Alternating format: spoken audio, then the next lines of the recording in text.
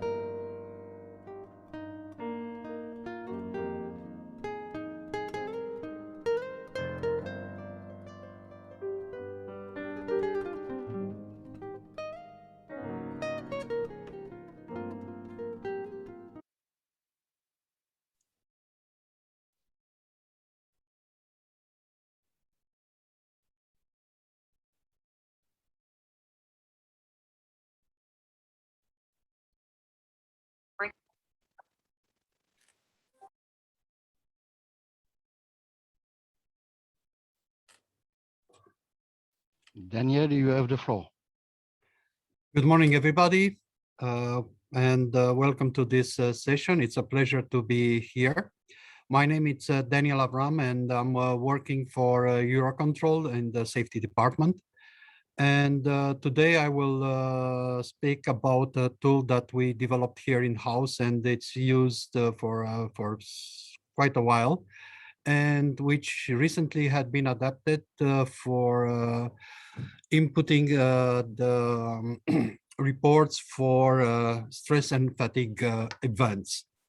So I will go directly to the presentation. I don't want to waste your time. And at the end, we will have a demonstration of the tool itself. So please ask your question during my presentation. If you have any question, I will stop and will try to answer them as soon as possible. So I will go directly to the presentation itself right now. So we are talking today about ETOKAI. ETOKAI is a tool that has been developed by EUROCONTROL for more than 10 years. And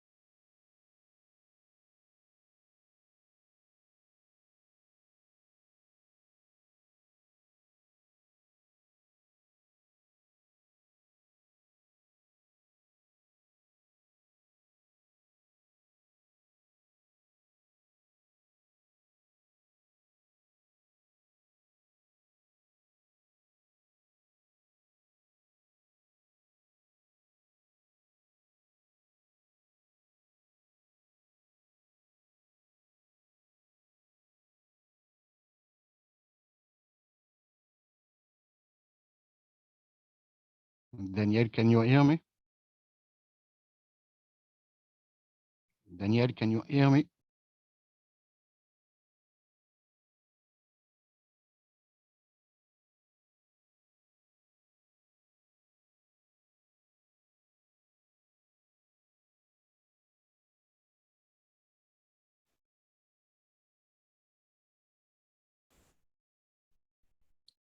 sorry, Daniel, it looks can like you hear me? yes, I lost my connection here in the Okay. office. Okay. Okay, now it seems to be back for everybody. May I ask to some of you to send a check or send me a message via the chat if it is back for everybody? Many thanks.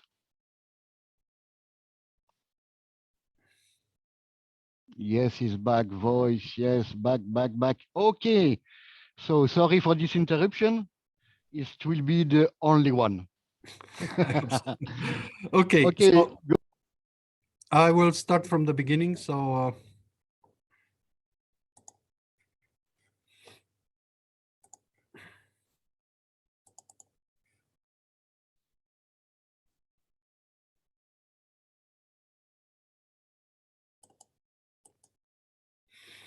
okay, so I will start by showing where we are with the ETOKAI right now. As I said, the tool it's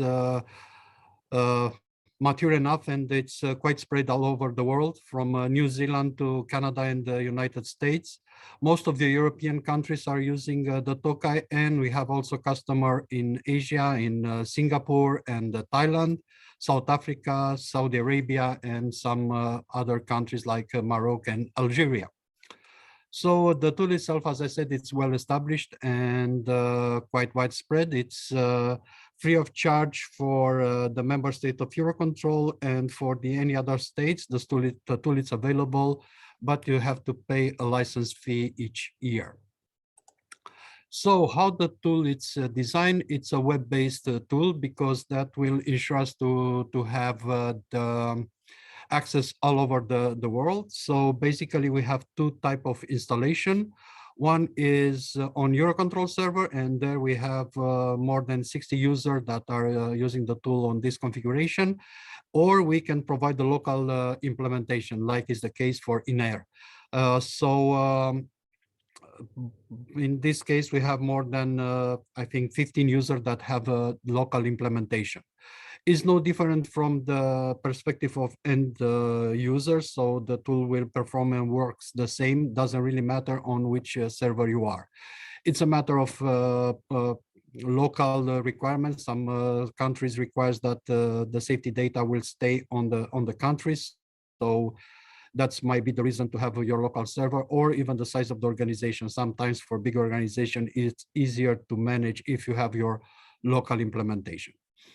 Basically, the tool consists on a database server, an application which manage the database and interface with the clients, and the web server that manage the connection between the tool and the clients. All this is beyond the firewall, either Eurocontrol or the local one, and we ensure the high level of security of data. Until now, we never had a problem about a breach or a hacking on our system. And usually we have a server level agreement that any kind of failure will be solved in less than 72 hours. It's not a critical service, it's a post-ops service, so 72 hours is more than enough. And usually we solve the problem in less than 24 hours. What is need for a user? For a user, he will need a browser. So basically you need an internet connection and something to connect to internet. It might be a laptop, it might be a tablet, or even a phone. So the tool is designed to work with any kind of browser. So we accept Chrome, Mozilla Firefox, Internet Explorer, or Safari from Apple. So any kind of browser up to date will work with us. Now, about how you will access the database and the tool itself. The process, it's let's say, has two steps. First step is to authenticate yourself, either by a username and password, which is the most common way. For some other large organization, you can use your credential that you are using to connect to other business application that you might have in your company. So if you have a common login tool that you use for your business application, you can use that also for the Tokai. So we can set up different way to log in the system. Once you are logging in the system, you will be authorized to access only the part that is available to you. So not all the user will have access to everything. It's customized to the position that user has in the organization. So the controller will be able only to reports, for instance. An investigator will have larger access. A manager will have maybe only be able to see some parts of the database, and so on and so forth, according to the setup that will be made when we deploy the tool. So I won't spend too much time on this part. It's just to say that it's not require any kind of specific or expensive hardware or software. Everything is off the shelf and basically is run in some normal machine. It's just about, you know, the size of the hard drive that you have for your database. But in today's world, this is not an issue. So how the tool works? The tool, it's based on the investigation process that was developed by Eurocontrol years ago. And in order to have a good investigation and in order to have a good view of your safety performance in your organization, you need to know where you are. And the best way to know that is to have your people to report. It's the only way that you could have a good safety management system. It's only way to have a good view of your performance. So we start with the reporting, and that is a very, very important step because has many aspects. One of the aspects is how easy it is for the controller to report. You can remember in the past, for the one that works, you may have to fill in quite a lot of paperwork in order to report an event that happened during your shift. So maybe you have to fill in 5 or maybe more pages or with different information, which usually are not easy to find. And bearing in mind that a controller after an event is not really in the best mood to do that, you can imagine that it's not that efficient. So what we try to do with the tool is to provide an easier way to report. And we can customize that way for specific parts of your organization. You'll see later on that we can customize this reporting for different type of units, for different type of activity, either operational, technical, and in this case, human factor related type of reports. So that's one thing. The other is, with how good is the quality of data that we are collecting. It's one thing to collect text files. It's one thing when the people write down whatever they have in mind.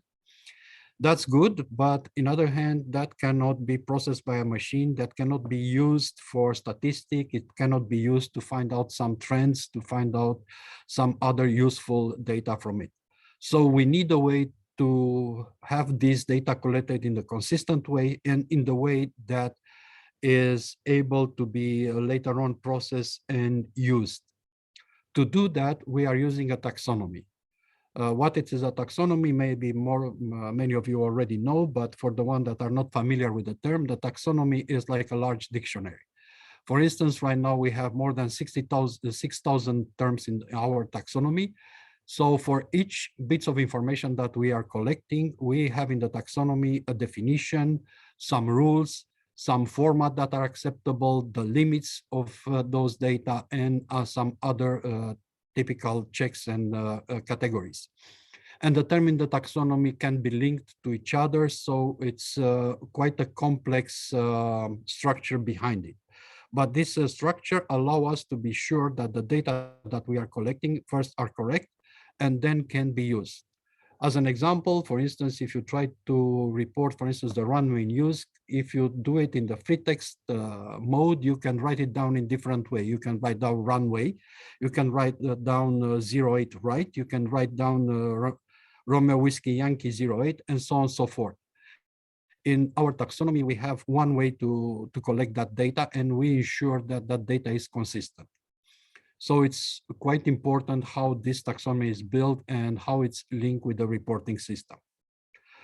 Also, we ensure the confidentiality of the data. We ensure that the data is visible only to the people that have the right to see that and not to everybody else. And that it's quite important for the people that are reporting to be sure that the data is kept confidential. And also we are providing feedback on their reports, which is also important to ensure that the process of reporting will work. People need to see results, need to see that their, let's say, reports are taken into account. So unless we ensure that, they won't do it. So we provide this means too.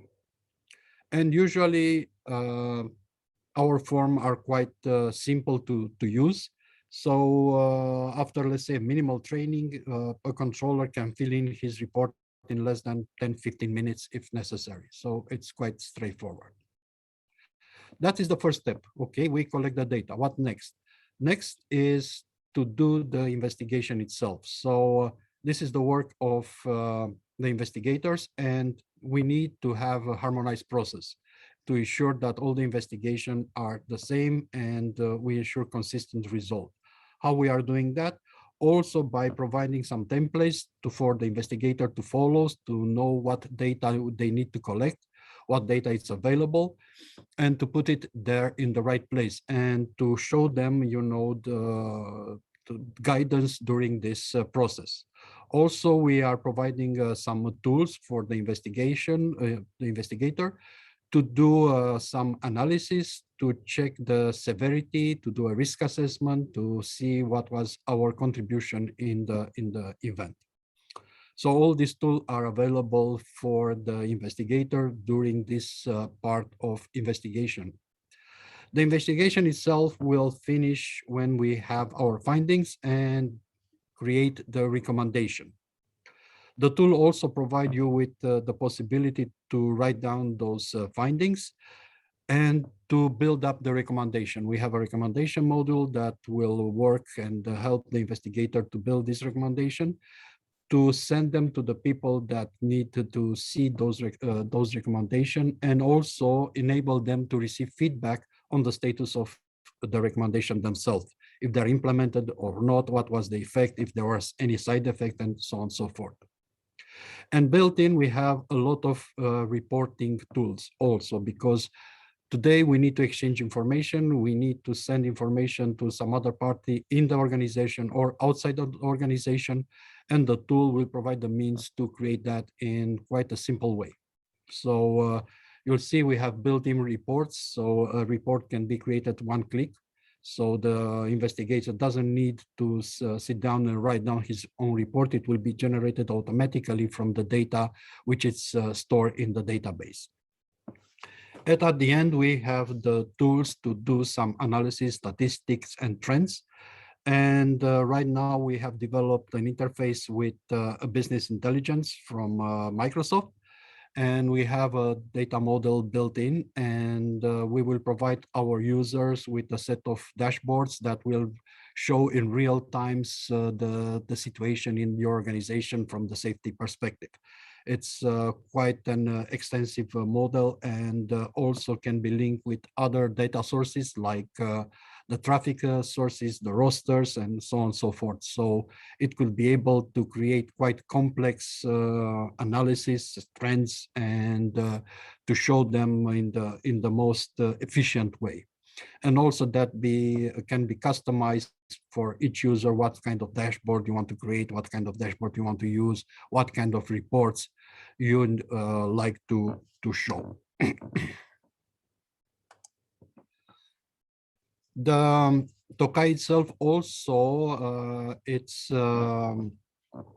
help you to be compliant with the 376 EU regulations. So according to this regulation, we have a series of mandatory reports that has to be done by anyone that works in the aviation domain. And we have some deadline to meet. We have 72 hours to report to the authority, 1 month for a preliminary investigation, 3 months for the final investigation. And at each of these steps, we have to provide the report in the specific format. It's a FAVX format, it's an ECARES format. And the tool will generate that format for you. And on top of that, you can set up some alerts. For instance, you can alert your investigators that those deadlines are coming close, so they have to take some action. Also, you can alert your supervisor to check if those action has happened in time, and so on and so forth. So the tool has a module for notification in alerts built in that will help you to meet any deadline that you may have. And also the module to convert the data to the proper format that has to be reported to the national authority.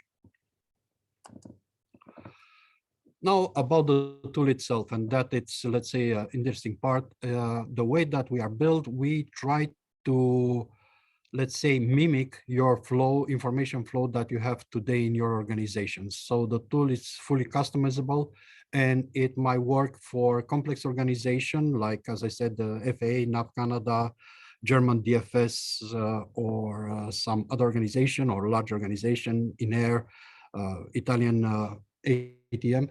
But also for small organization, we have quite a lot of towers, for instance, that are independent ATM providers, and they are working with us. So the organization can be sized to your size and to your need. And we tried, as I said, to follow your information flow inside your organization. In order to build that, we need for each organization to understand how it works and to build it up accordingly.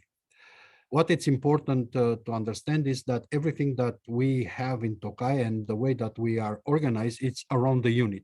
So if you have some action to be done, if you have some privileges, they will apply for the unit that you are logged in. So that is quite important how we define those units. Also, for each user, we have a role that we call, and the role it's I say a complex combination of different permission and rights. And those users will be assigned with their roles to the different units according to their position in organization. And also we can create some distribution lists to send the information automatically to the people that need to be informed at the different stages of the process. Now, how we define the units, it's, as I said, it's quite important. Why? Because as I said, all the rights that you have, all the work that you are doing, it's inside the unit.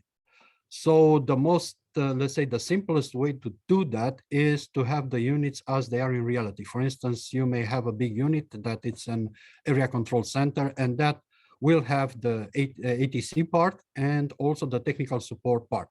Then the unit will have, let's say, a mixed character of operational and technical. You could have some other units that are pure operational or pure technical.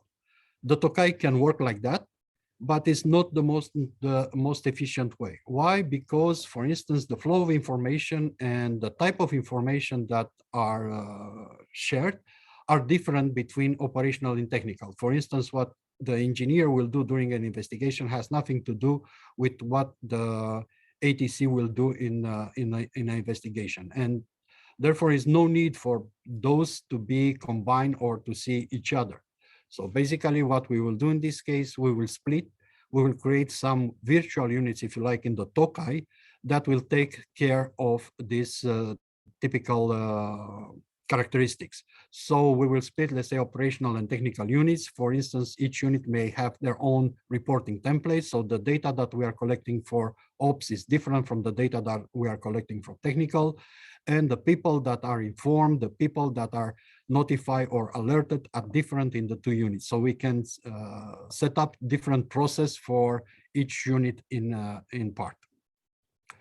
Also, we can combine the units in the most efficient way. For instance, it's no need to have several technical units. You can combine everything in one place. Usually it's done like that. You have a pool of investigators that will do all those investigations.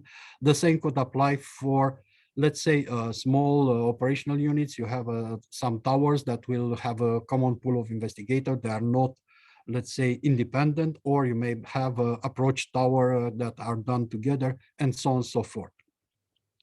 What is important from, let's say, the human factor side is the idea that we can create a specific unit to deal with all the human factor related events. For instance, all the stress and fatigue reports will go to that specific units. Why? Because that will have their own information flow and their own specific access. For instance, all the personnel from one organization, let's say, human factor events, stress and fatigue events, and those will be collected in the specific unit, and then that unit, the data will be available only to the human factor specialists. So nobody else from the organization can see the data, for instance, which is in the human factor unit. That will be only available to the human factor experts, and that will be all. And they could decide if needed to share some information or not with the others. So that's why it's quite important the way that we are designing those units. So what are the roles in the organization? We can create as many as we need. Usually we have those 4 roles that are default in the organization. We have some specific cases where we can end up with 20 or more roles. Why we need these roles? Because everybody will do something different in the organization. For instance, the basic role is the reporter, we call it. The reporter can be a controller, can be a technician, can be a supervisor, can be even an investigator. So everybody can report an event. So the reporter itself, the only thing that he can do is to create a notification, as we call it. That will be the incident report. And he will receive feedback. The most important role in the organization is the investigator. He is the one that he will do the work. So the investigator himself will conduct the investigation, will do the data gathering, will do analysis, will do statistics. He can receive alerts, and he can generate different type of reports or other type of messaging or exchange of information. So it's quite an important role. And also this role can be split. For instance, in some organization, it's only the safety manager which can decide to start or not an investigation. So he will have that role, and he will or she will be the one that decide who will investigate that specific occurrence, and he can assign that to an investigator. And so on and so forth. We could have different level of access, and the occurrence himself can go from one people to another. For instance, the safety manager assigned the occurrence to an investigator.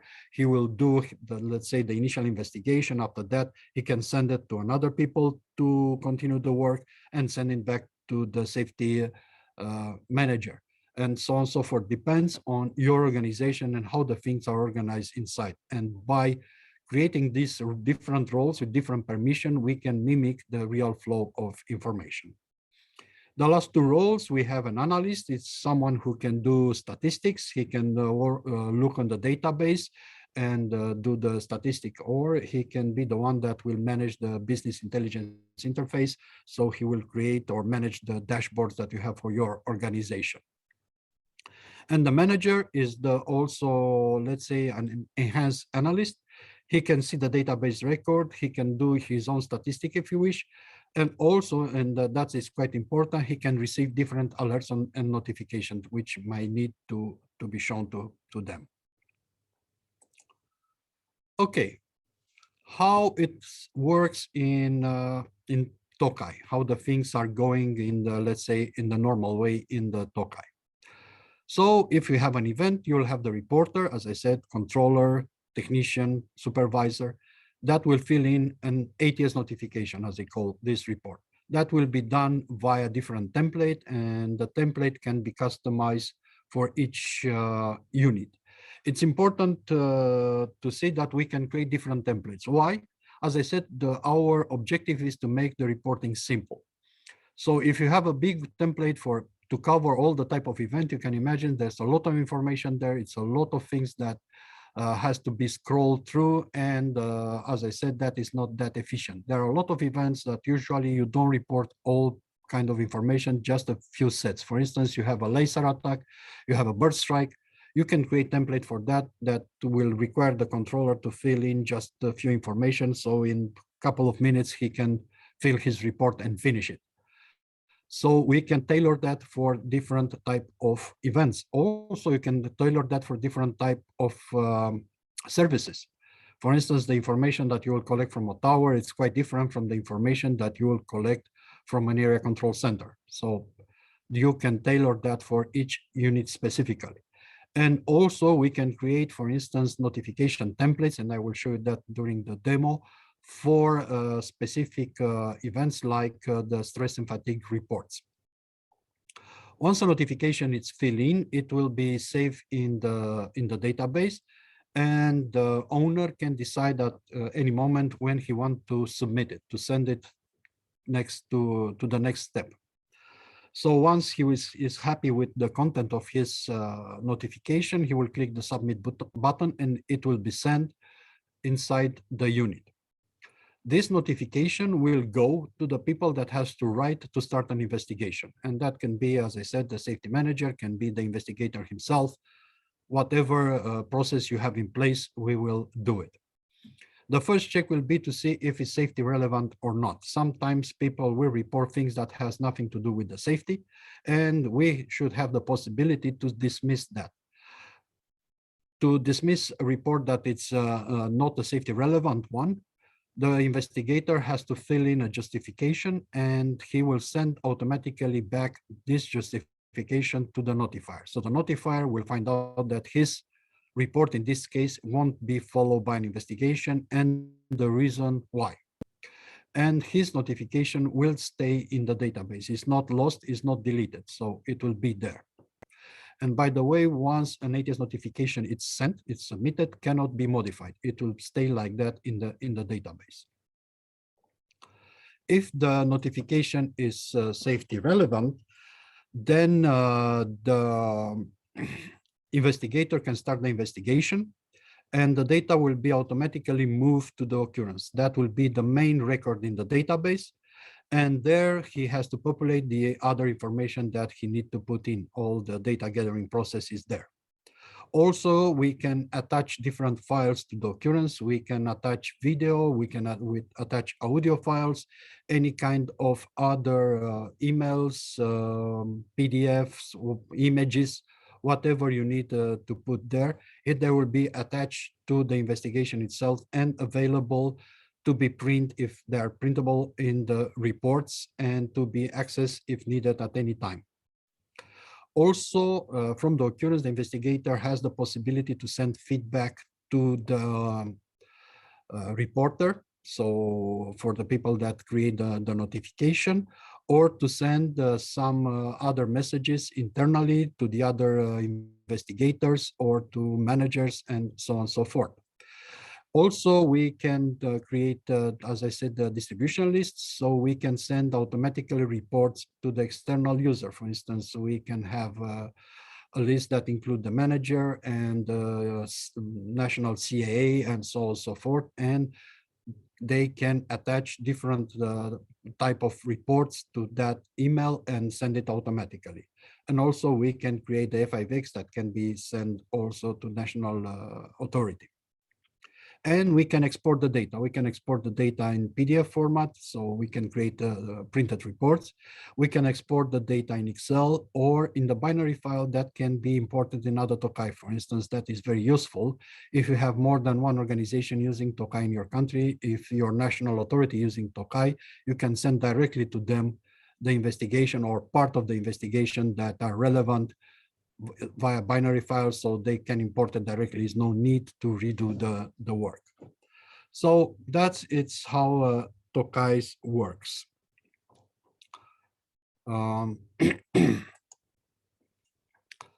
Just to recap what we have inside the tool.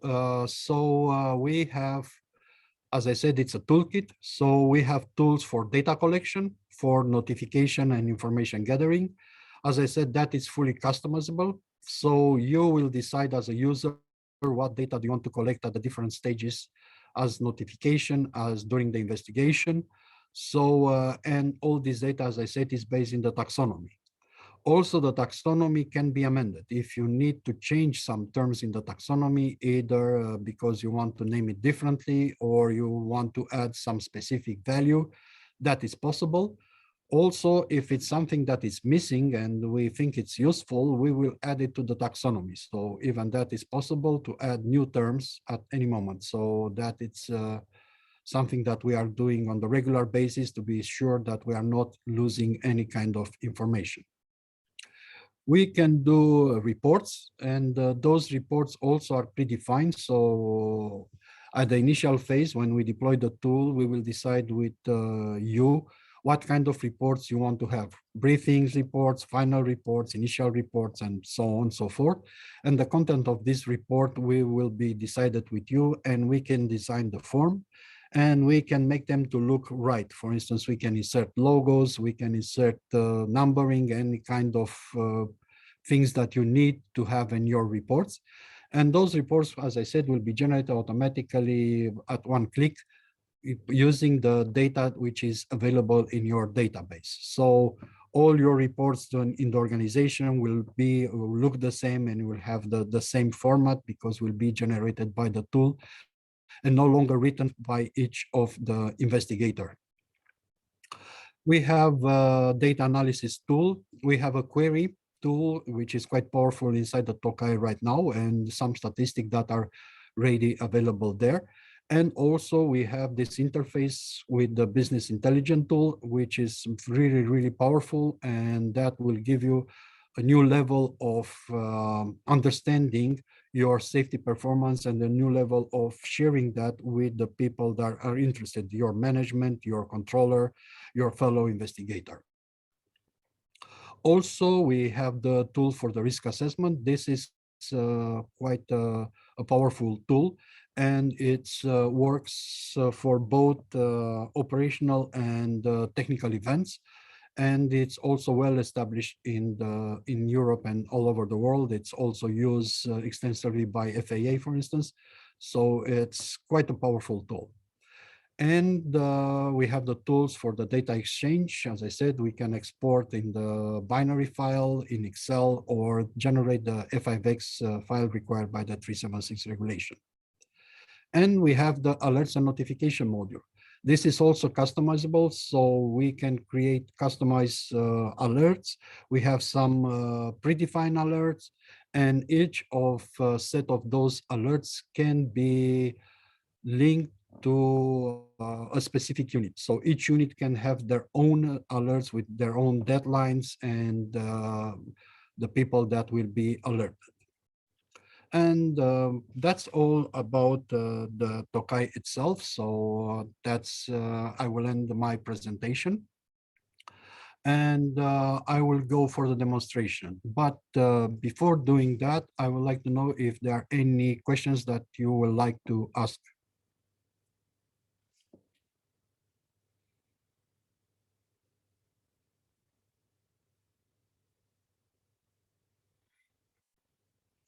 I see no questions, so then oh, yes, I have one.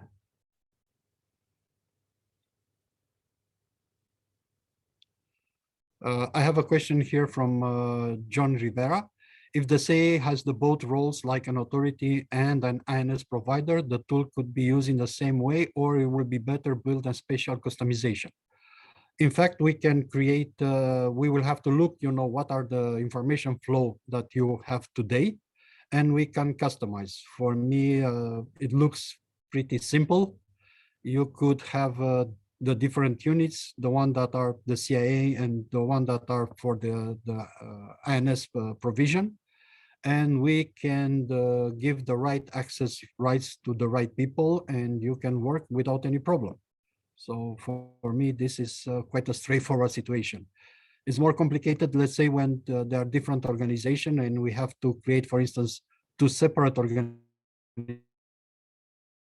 between CIA and INS provider, and we have to ensure that we have a proper communication between the two. So we have the right templates to export from one to another.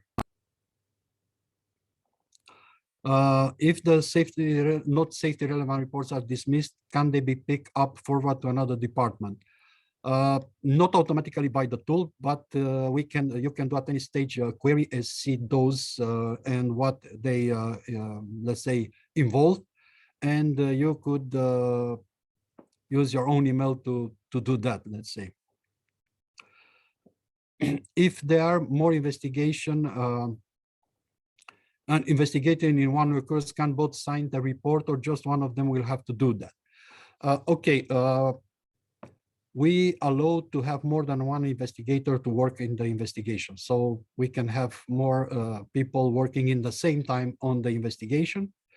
All the inputs that are made in the tool are recorded. So at any moment can be traced who did what modification and when and what value modified and so on and so forth. And we have what we call ownership of the investigation. So one people will be on the, let's say, the owner of the investigation, and that ownership can be transferred if needed according to your internal processes. Okay.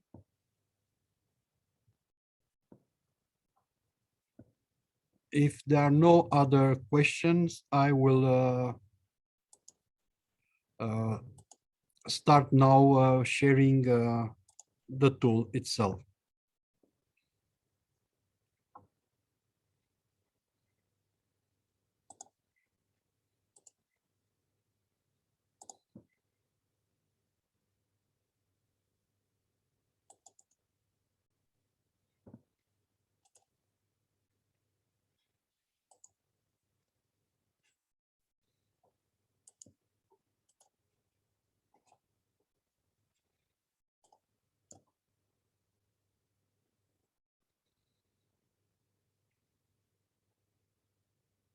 Okay, I have another question just to finish that one. Alert notification are being received no matter you are on time or not, are they? The alert notification will be sent according to the timer. For instance, if you have a 72-hour deadline, we can set up the timer to be sent, let's say, 2 hours before, let's say after 70 hours. So when that timer is reached, you will receive the alert. You can dismiss the alert and he will be sent again, or you can snooze the alert. So yes, it works. Okay, now about the Tokai itself, we have different, let's say, installation. This one that you are seeing, it's one that we are using for training, development, and testing purposes. So it's the test server, it's not a real one. And this can be, usually it's used during the setup and the testing procedure. The address, you can see e-tokai.net. So this is the address that you can go. Anyone can go there. You cannot log in unless you have an organization and you're login. But even if you are not logged in, you have access to the Tokai manual, the risk assessment tool manual, and some other information that are there. So we have some other quite interesting stuff there, like the explanatory factors and the safety thinking learning cards. So all this documentation, it's available even if you are not logging in the Tokai. So you can download it and you have a look if you wish to. Now I will log in my organization that I'm using for training, and I will try to log in as a controller. So it's important because each user, as I said, has his own privileges, has his own access. And you can see in this case, this is a controller. So the only thing that he can do notification. And he has already 39 notification in his database. And here on the right side, we have the alerts. If he has any kind of alerts, he will have here a number telling him what happened. And here I can see in which unit I'm working and what position I have. For instance, I'm a notifier and I'm working in Island 1. If we go in the inventory, we can see all the notification that he created before. My apology, but the system, it's quite slow when it's working via Zoom. Right now, you can see here his reports, and you can see there are different status. Those one, it's sent, but not yet covered by an investigation.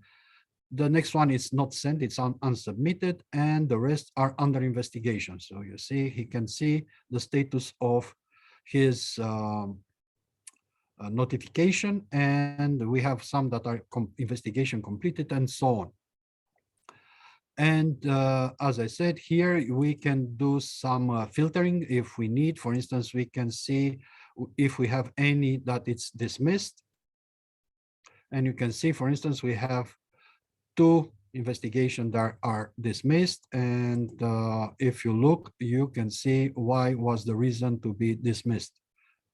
And we can see here the justification. Okay, in this case, they didn't put anything. Going back to the inventory,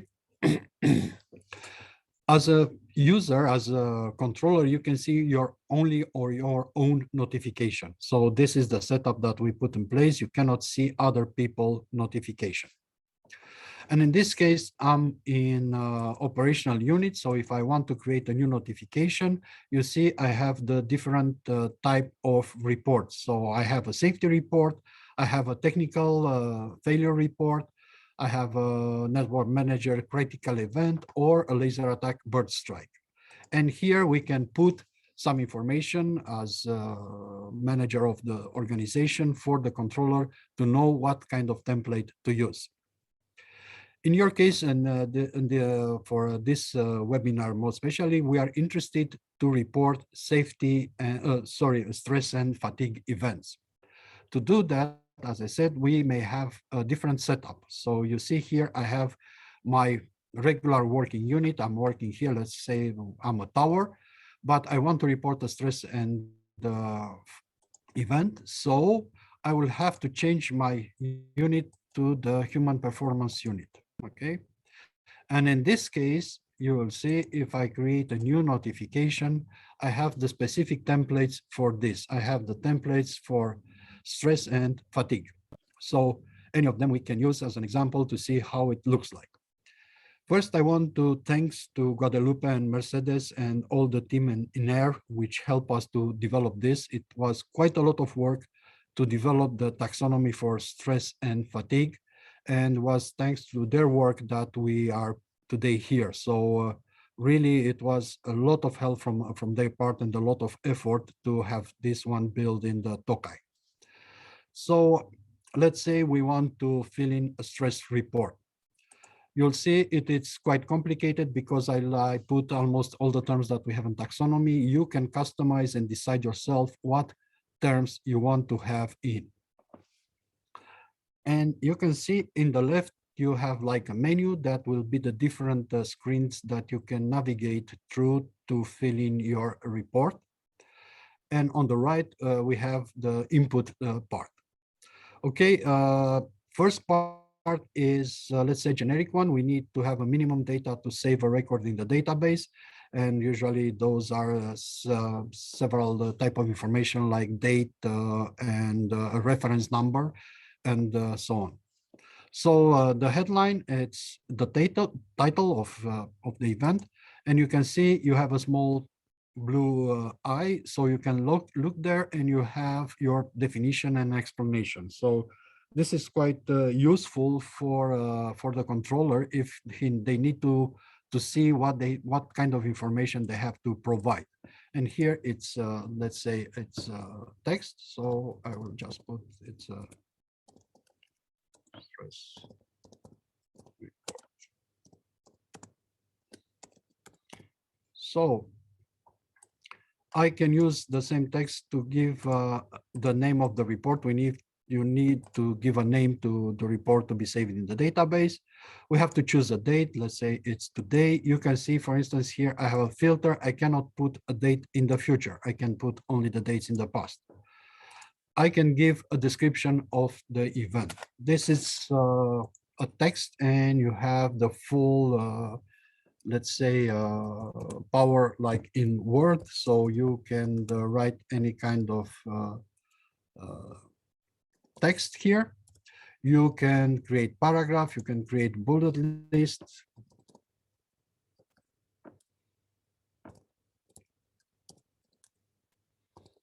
Also, you can import images if you like, so you can have if you need to put a screenshot or whatever you need to put there, we have a tool to import the image. It's done via the tool because otherwise the cut and paste, for instance, can be a security risk. So we prevent that. You can create table. As I said, you can do whatever you need to do. You can make it bold, you can make it italic. Really, you have, as I said, all the power for a text editor. Then you can put your unit, and this can be a list that it's created by the user. So you can put your own list there, and he will look for it. In this case, we didn't have one created, but we can input manually. The sector, if relevant. Okay, you see in this case we have a sector, and the working position, let's say I was a tower controller. Now I can save it. So I have a minimum data here, and I could wait to do it later or whatever I need. But just to give an example of how the taxonomy for stress look like, we can go here on the left, and you see we have the different type of information. You have a different date because it might be that, okay, I do my report on 30, but you know, my it had happened before. You can choose a time, and also this can be customized if you need to be more precise. If it was related to another incident, yes. What was the description? As I said, this is the text field.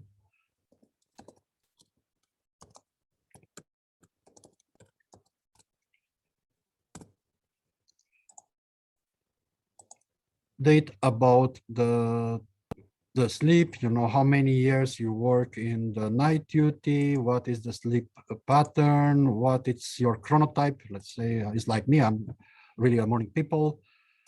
How many hours you are on average you are sleeping in a week. I don't know, let's put 50. How many you sleep on for that specific. How was your resting quality? You see there are different type of inputs. Some of them are numerical, some of them are text, some of them are you have to pick up from a drop-down menu or a tree. So there are quite a lot of information that you might collect. You see here, for instance, you have different physiological symptoms. If you have, for instance, respiratory disorders, different values. So you can go and pick up whatever you need to explain your situation. So it's, as I said, quite comprehensive, and you have quite a lot of information that you can fill in. For instance, you have here the perceived stress scale, and you have to say, okay, what was the situation, and I just pick up different value. Why it's important to collect them like that? Because later on we can do statistics. You, as a human factor specialist, you can do statistics. You can link those data, as I said, with some other sources, like for instance, the roster, the working hours, and traffic information, and then you may see if there are any kind of correlation that can be made.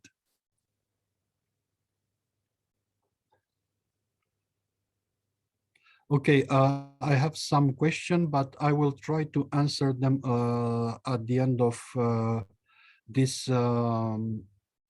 demonstration, because are not really directly linked to the demonstration itself. So if you can bear with me until the end, and then I will answer those questions, okay?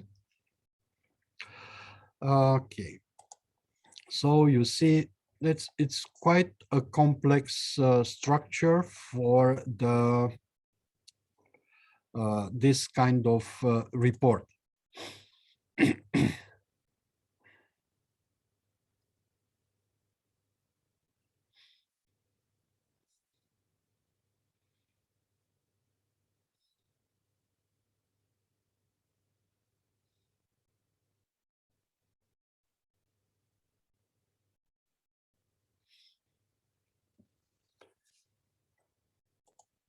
Okay, you can do a preview. At any moment, you can see which data you have filled in. So you see the system will automatically generate this preview for you. So this PDF, and that you can download, save whatever you need to do with it. Let's assume that we want to send the report. Okay, I'm happy with the data that I fill in, and it's nothing more that I would like to say, and I want to send this report. I will have to click on this button and just send it. And you see you have a notification telling you, okay, are you sure that you want to send this? And this will be sent to the investigator in the human performance unit, and to any kind of distribution list linked to that human performance unit. In the moment that I click submit, it will be saved, and from this moment on, we cannot modify this notification. This is sent to the investigator.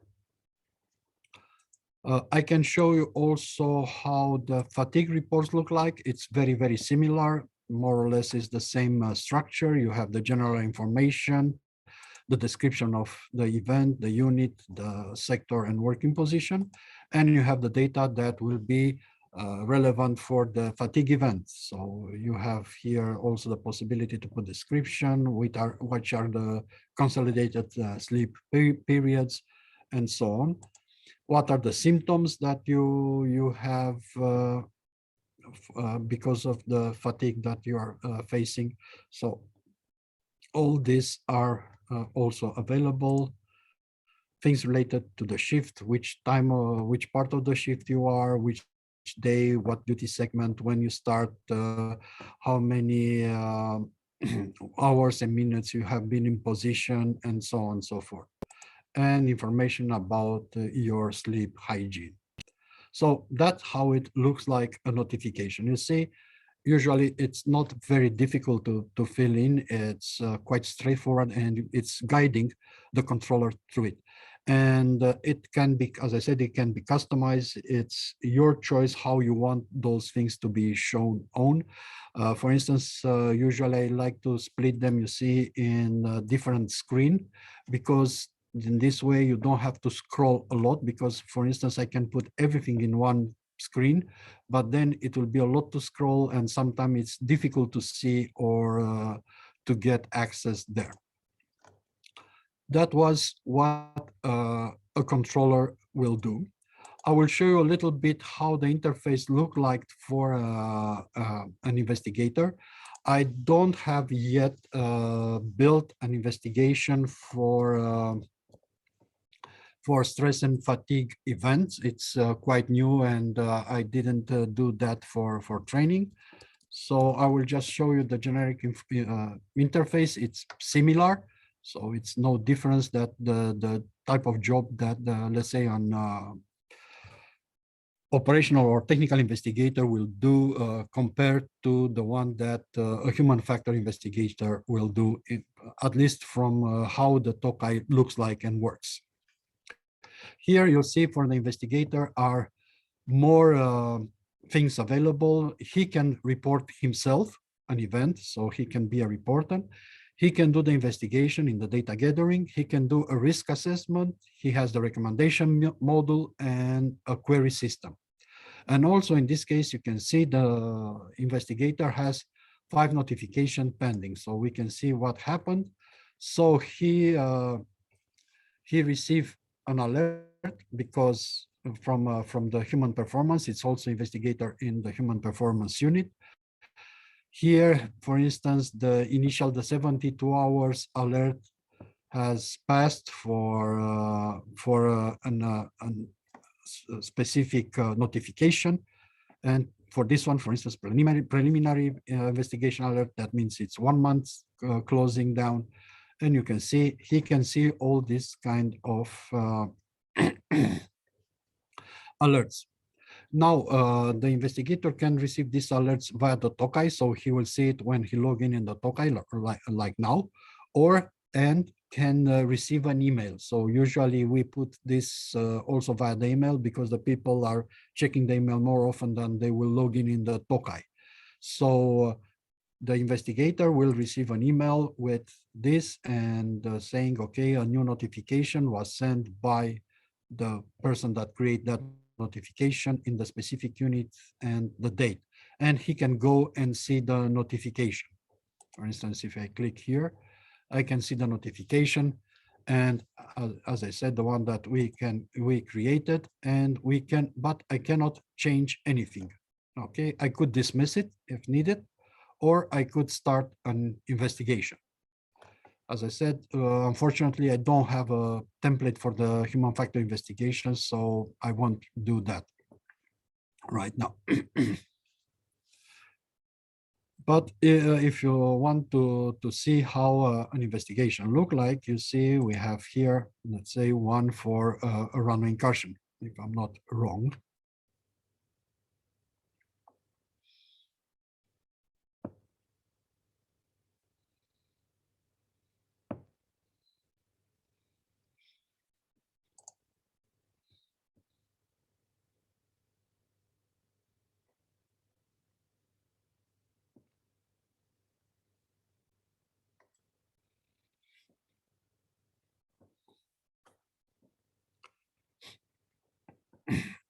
Okay, I will try to answer to your question at the end because that will be more efficient, I think.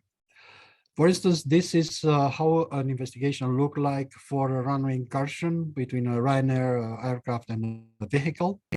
We can see here we have, for instance, 3 documents that are attached to this investigation. And okay, in this case, it's more complex. You have a lot of information that you are collecting. We have safety recommendation. You have, we can create feedback. For instance, if I want to send feedback, you can click on this one. And for instance, the feedback could be sent automatically to the person that create that notification. Or we can group to send it to some other people, could be internal, could be external. For instance, if I'm looking for someone in my organization, for instance, I can add that person in the feedback list. And the email works like anything else. You have to put a subject and you select what data you want to send as a feedback. For instance, I want to send the headline. Also, I would like to send, let's say, my findings. And I want to send the conclusion. And once this is done, I will click send feedback and that be automatically sent by email. And those will be filled in with the data that we have in the investigation.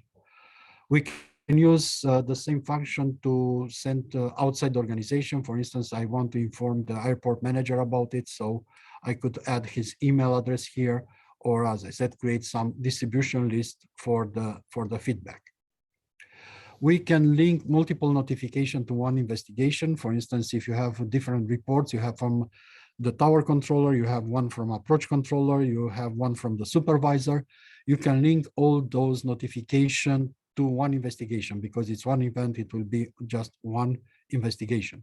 We can link two investigation. For instance, if they're relevant, we have a technical event which generated, let's say, an ATM incident. For instance, we have a loss of communication because radio failure. And we have, let's say, the runway incursion was because of that. So we can link those two investigations together to know that those information are pertinent from one to another. And also during the statistics that will be shown that those events are linked together. So you have to see, you know, how many cases you have like that. We can create reports. As I said, you can send reports via the email, and you can say, okay, I want to send it, which format I want to send as PDF and also as F5X. And I say what kind of type of report it is. I can choose which attachment I want to send or not. For instance, I don't want to send the attachment in this case, so no attachment will be sent. The same thing, we can create an email and you can send it automatically. As I said, it's one click away. You want to download the report, you want to have a PDF report. Let's say I want to have a summary investigation report. Okay, I said, yes, I want it. I want to have my attachment, not all of them, and I want to change the order. Okay, it will be like that. And once you click export, you will have your file created. I'll say, okay. I can download my file.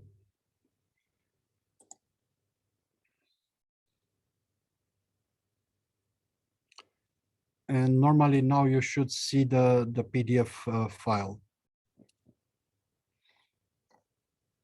You can see here, for instance, it's a lot of information is missing because this investigation it's not completed.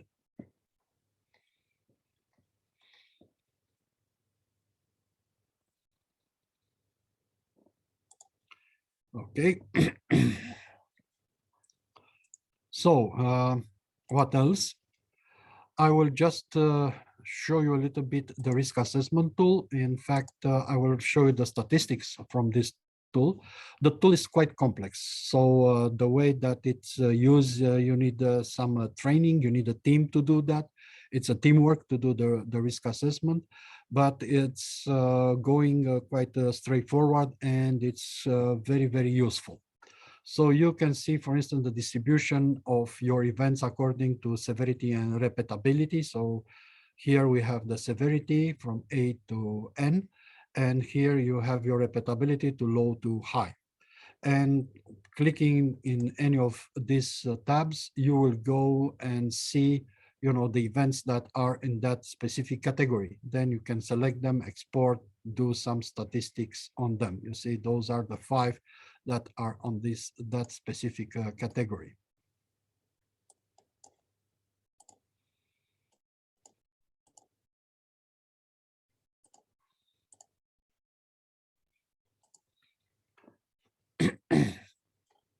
But also we can do some other charts. For instance, we can look during the risk assessment process, we can look what are the explanatory factors. So what played in that specific event, and we can look at them from different angles. For instance, we can look on the contributing, what went wrong, let's say, during the event. Also, we can look at the mitigator, what went well, because usually our people, the controllers, the clinician, take action that usually reduce the severity of the event. So we would like to learn also what went well during in organization. For instance, in this case, we see that we have a lot of problems with CN detection, and also it's a problem about hearing correctly the communication. And remember to monitor and check. So that's, let's say, what is in that specific organization for the events that we have analyzed. We can look what went well. And in this case, we have a very good conflict alert and planning from the controller. So that it's what it's working well in our organization. And we can do this for the different type of event. Let's say I want for all the red event to look and see if it's anything. But okay, yes, here we change. You see, it's the planning remained the main mitigating factor. About the other one, it's about how fast they send the information. So, and how fast they are responding to different other tools. So you see, the tool itself can give you quite detailed view and could show you, point you out where you need to act in order to mitigate or to improve your performance, your safety performance. Okay, so I will stop my demonstration here because I see that we have some question and answer to do, and I would like to have the time to answer your questions. Okay, thank you. Thank you for your attention, and I will start with the first question. Before to consider establish the contract, obtain the official license, will be able to get a special permission to interact with the tool in a free way to demonstrate the people who decide? The answer is yes. We can do that. It's will be enough to drop me an email and I will do the necessary for you. And yeah, you'll have access to eTOKAI, the one that I use today for the demonstration, and we can do a setup for your organization and you can do the demo that you need to do. So yes, it's that. About the fee, I'm not sure right now how large it is, but it's not that expensive, put it this way. And but if you like, drop me an email and I will come back to you to answer to that specific question. When was the human factor report implemented, in which year? So this is quite new. It's right now it's the latest version. We are working for a couple of years on this. We have different intermediate, let's say, version, and right now this is the final version that we have. And when we'll have the next release of the tool, we will have the latest taxonomy for the human factor inside it. Okay.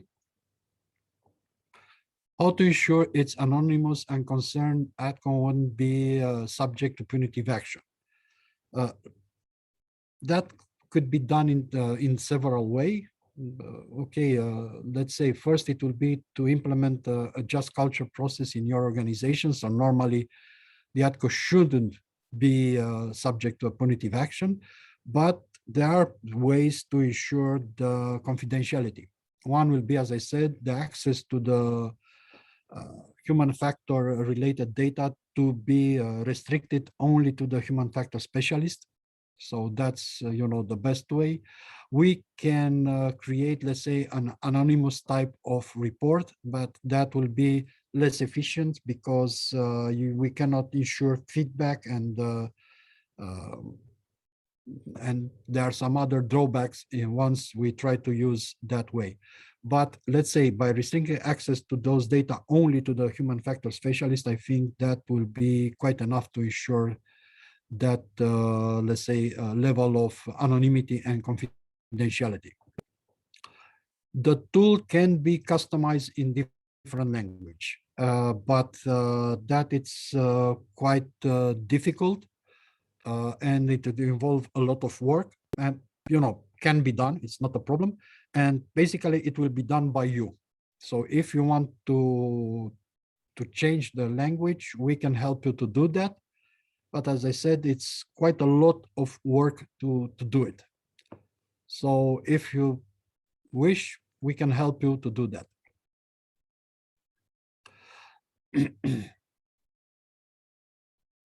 Okay, the different working units will be set by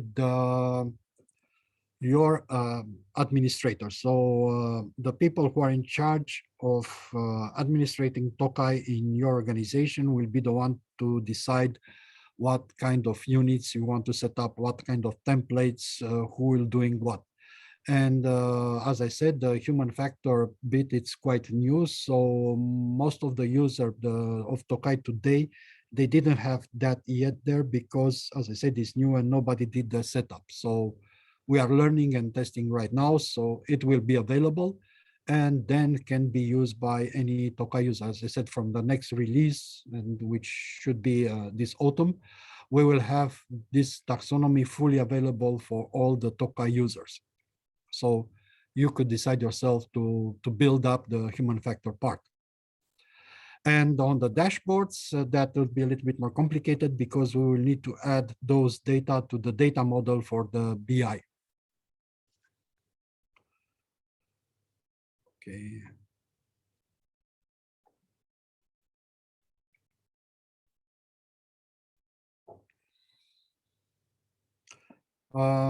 Sometime, yes, I have a question here about using eTOKAI on Android tablets.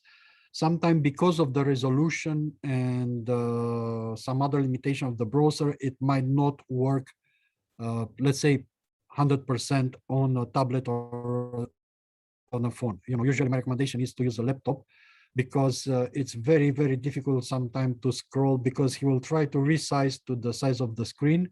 And sometimes it's difficult to get the information that usually you have available on the, let's say, laptop display. And also it might be how updated it's your browser on the tablet because we support usually the latest version of the updates, and I'm not sure about that.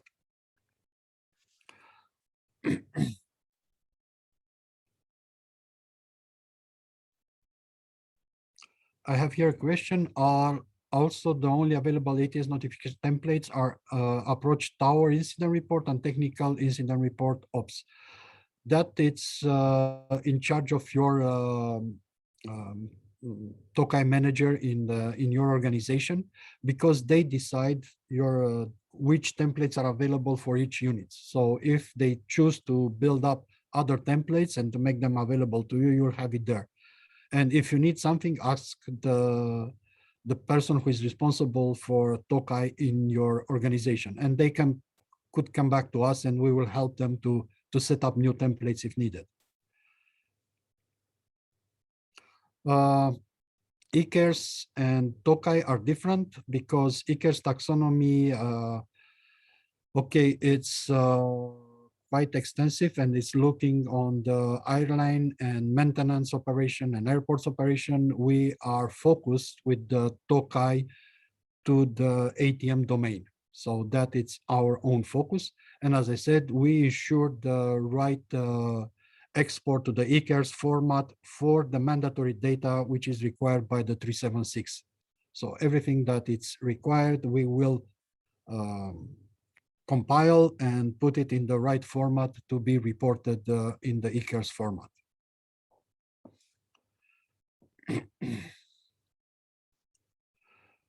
Okay, for the towers, all templates are for air traffic controller. There is an intention to have templates specifically for AFIS.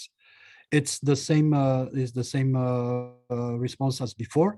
If your organization need that, just to build them or ask us to help you to build them. So we could have templates specifically for AFIS, no problem. I build that for some organization which are providing only AFIS services, no ATC service. So we have templates for those and it's working. As I said, for the cybersecurity, we are running regular tests, penetration tests, hacking tests on the tool, and usually anything we find, we try to remediate. And until now, we never had a serious issue with that. As I say, we are keeping watching because we know that it's quite important to be sure that the cybersecurity concerns are addressed. As I said, until now, we never had a problem, but okay, and we are taking constant action on that. The last question is, an investigator is considered a human factor specialist? The answer is yes. In our language, let's say anybody that has the right to work on the occurrence, to do the data gathering, is an investigator. Okay, in your organization, you may have a different name for it, but you know, the function that he was doing in ETOKAI, it's similar. And yes, we can call that specific role human factor specialist, so no problem. If I may, Daniel, I have over here, so Eric talking, question coming from the chat, not about the course itself, but about the material. Somebody is asking if it would be possible to have access to your slides, to your presentation. Oh, no problem. The slide, I will make available the slide to the organizers. So at any moment, yeah, they can then distribute this without any restriction, no problem at all.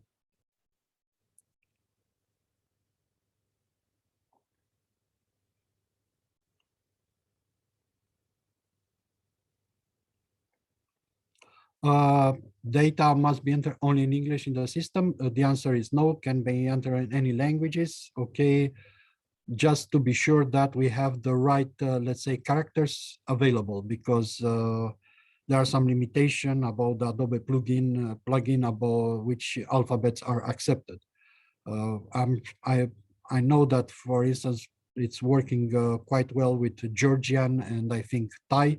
I never tried in any other languages. So.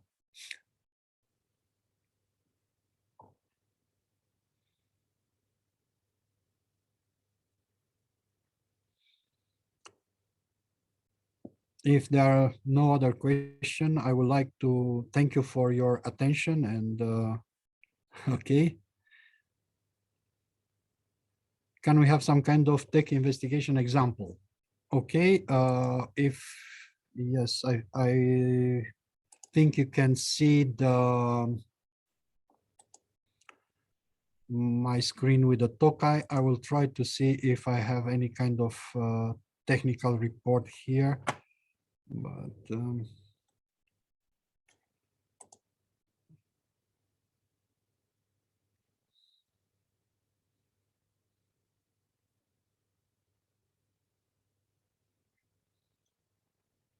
you see, this is a technical report. For instance, you can look at the failure, what kind of system was affected, the start date, end date, the time, what was the operational impact, description of operational impact, the service detail, what type of service were malfunctioning, what was the operational function, you see, and you can go to the systems. You can describe your own systems to say which part of equipment has failed or not. And you have your findings. You can have some things related to the process. Who was the investigator? What was the investigation summary? What was the follow-up? What kind of recordings, and so on and so forth.